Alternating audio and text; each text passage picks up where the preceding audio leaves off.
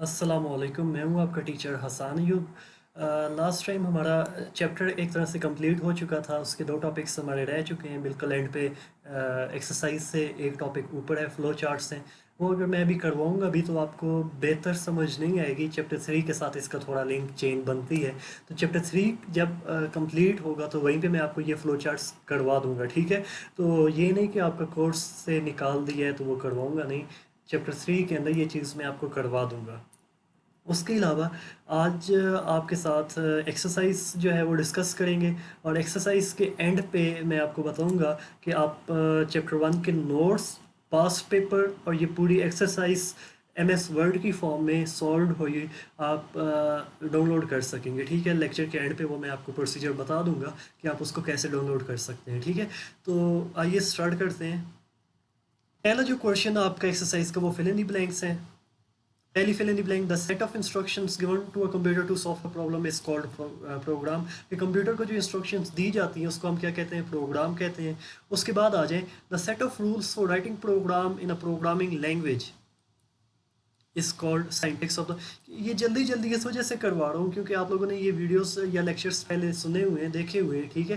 तो इस वजह से ये चीज़ें आपके माइंड नॉलेज के अंदर हैं, ठीक है। तो मतलब प्रोग्राम लिखने के लिए प्रोग्रामिंग लैंग्वेज के जो ग्रामेटिकल रूल्स होते हैं जिनको आप वायलेट नहीं कर सकते उसको हम क्या कह देते हैं, साइंटिक्स कहते हैं। Flow chart is the pictorial और graphical representation of an algorithm. ये डेफिनेशन भी फ्लो चार्ट की बनती है कि एल्गोरिदम को तस्वीरी शक्ल में बना दें तो वो फ्लो चार्ट बन जाता है। उसके बाद N algorithm solves problem in finite number of steps. ये MCQ के अंदर भी चीज़ हम डिस्कस करेंगे, ठीक है। फाइनाइट का मतलब है कि वो लिमिटेड काउंटेबल स्टेप्स होने चाहिए। ये नहीं कि हमने जो है वो स्टेप्स लेके चलते जा रहे हैं तो वो स्टेप्स आपके ख़त्म ही ना हो, ठीक है। उसके बाद ये भी वो ही चीज़ जो हमने पहले डिस्कस की हुई डेफिनेशन के अंदर कि डिवाइड और करू या टॉप डाउन डिज़ाइन के अंदर हम बड़े मसले को, बड़ी प्रॉब्लम को छोटे छोटे हिस्सों में डिवाइड कर देते हैं और फिर हम हर एक छोटी प्रॉब्लम को अलग से सॉल्व करते हैं, ठीक है। उसके बाद डिबगिंग एक ऐसा अमल, एक प्रोसेस है जिसके अंदर हम एरर्स को ढूंढते हैं पहले और उसके बाद उनको रिमूव करते हैं। ये दोनों मैंने इस वजह से बताएं कि ये फिल इन दी ब्लैंक्स तो आपके पेपर में आती नहीं है, ठीक है। तो वो MCQs आते हैं तो वो MCQs में ऑप्शन एरर्स भी दे सकता है या बग भी दे सकता है, ठीक है। इस वजह से आपने इनको तमाम तरह से तैयार करना है। उसके बाद प्रोग्राम इम्प्लीमेंटेशन, ये मैंने उस वक्त भी बता दिया था कि प्रोग्राम को इंस्टॉल करने का जो अमल होता है किसी जिस जगह पे, जिस कंप्यूटर पे उसने यूज़ होना है, तो उसको हम क्या कहते हैं, प्रोग्राम इम्प्लीमेंटेशन।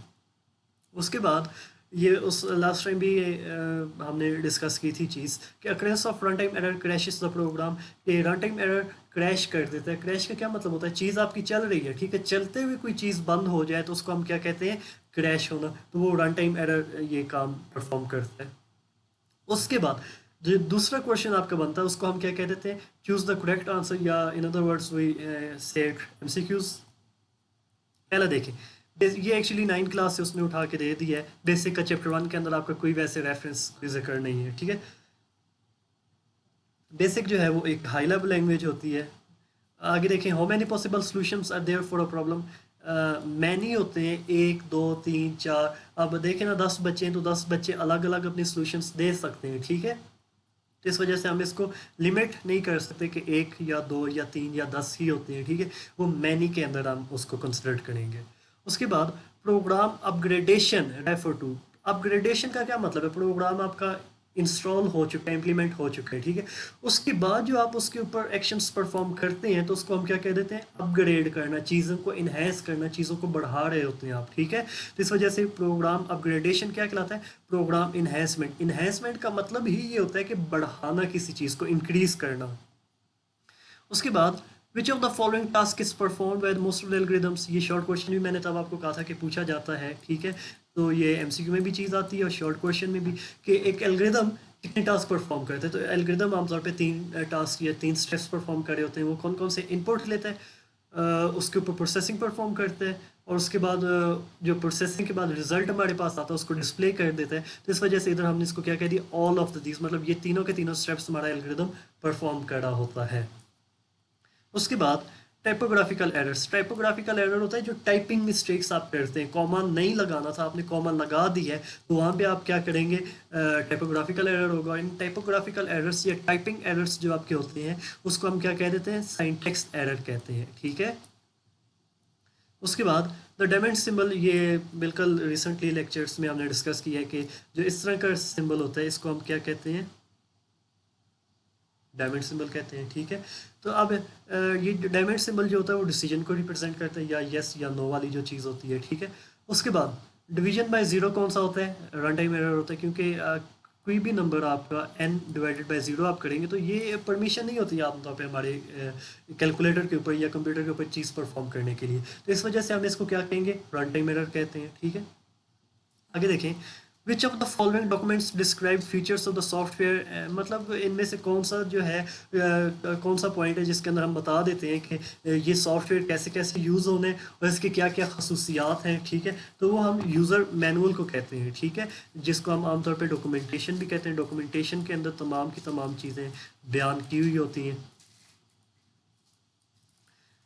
उसके बाद algorithm is a design document, design document क्यों कह रहे हैं, क्योंकि इसका जो है एल्गोरिदम के बाद ही हमने तमाम की तमाम कोडिंग करनी होती है, उसके बाद टेस्टिंग का अंदर भी कोई एरर आ जाए, कोई बग आ जाए, तो वो हम एल्गोरिदम को देख के ही करेक्ट करते हैं, ठीक है।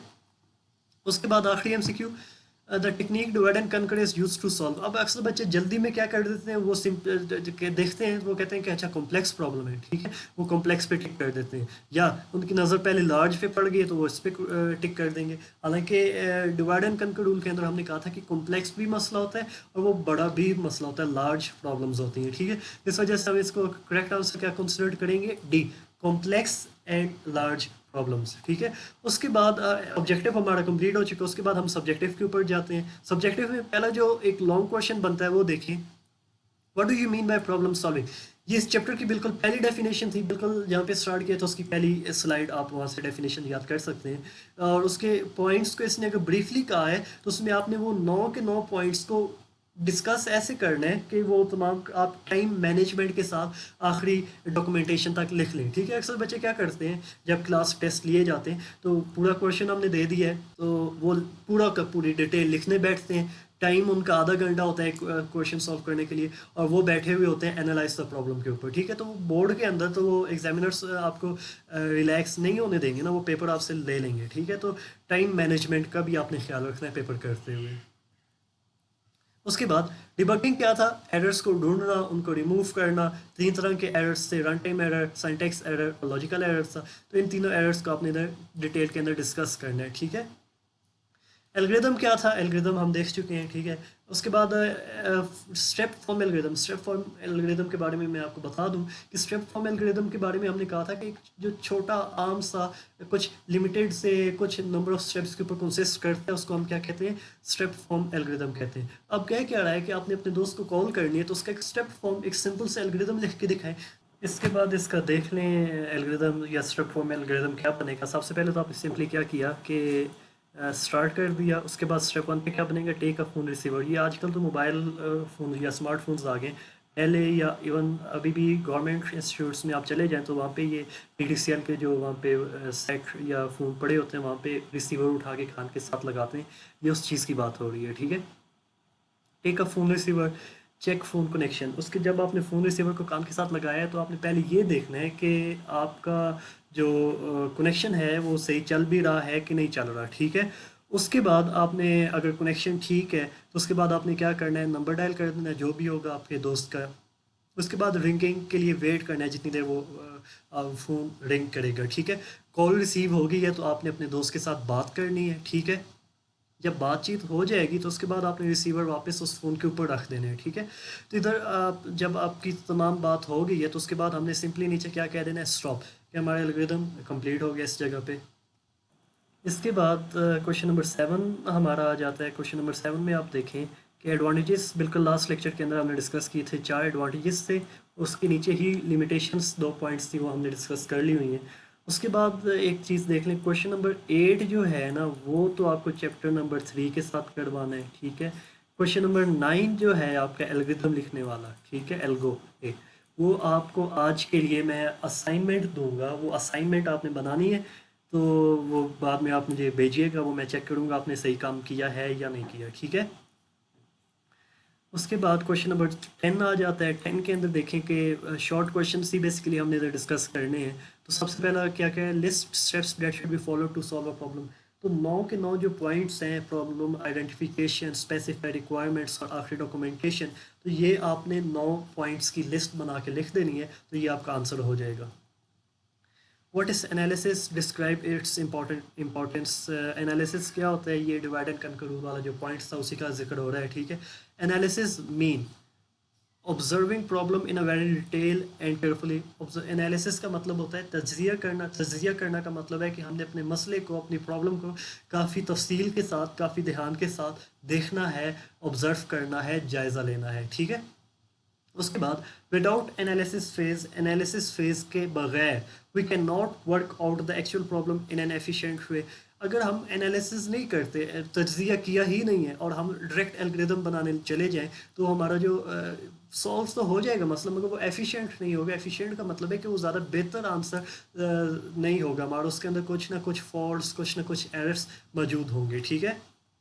उसके बाद देखें what method should be adopted to solve complex problem. ये आपको पता है, डिवाइड एंड कंकर रूल, या आप सिंपली टॉप डाउन डिज़ाइन उसकी डेफिनेशन लिख देंगे। तो कॉम्प्लेक्स प्रॉब्लम्स को सॉल्व करने के लिए टॉप डाउन डिज़ाइन या डिवाइड एंड कंकर रूल को अडॉप्ट किया जाता है।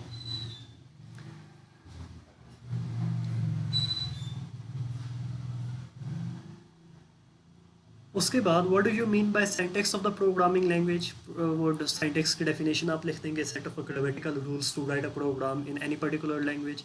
उसके बाद is it necessary to know the syntax of the for solving a problem on a computer। इसका मतलब ये है कि जब आपने कोई लैंग्वेज चूज़ कर ली है, सी या बेसिक लैंग्वेज, तो जब आपने कंप्यूटर के ऊपर उसका प्रोग्राम लिखना है, तो क्या नेसेसरी है, क्या ज़रूरी है कि आपको बेसिक लैंग्वेज का सिंटैक्स भी पता हो, उसके ग्रामेटिकल रूल्स पता हो। तो हाँ जी, बिल्कुल आपने कहना है कि yes, we it is necessary to know the syntax for solving a problem on a computer. क्योंकि जब तक आप उसको सिंटैक्स का नहीं पता होगा, तो आप उसके अंदर इंस्ट्रक्शंस कैसे लिखेंगे, ठीक है।